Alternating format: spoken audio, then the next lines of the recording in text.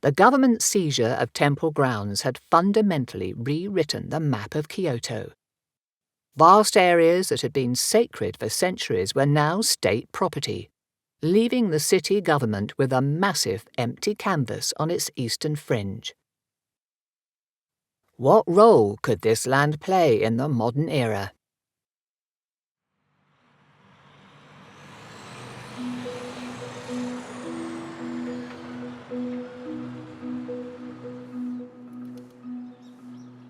All over Japan, public parks were established. And in Kyoto, that is Maruyama Park. A public park was something completely new to Japan. It was quite an exciting thing. Of course, there had been public open space, but a public park written with two capital letters, organized by the central government or by the city government, that was something completely new. It was land that was owned by a temple and by private owners as well, and it was acquired by the city of Kyoto. It was in front of the Yaami Hotel, a hotel that was exclusively for foreign visitors.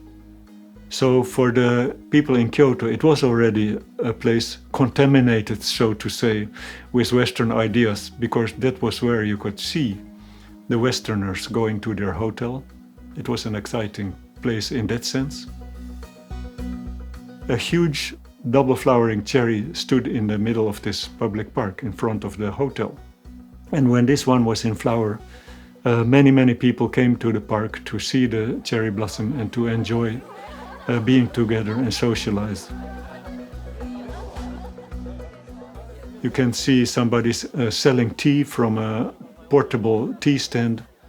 And also there were usually performers, magicians, storytellers, people with play for the children. If you look carefully, you can see perhaps somebody wearing half Western costume, half Japanese traditional costume.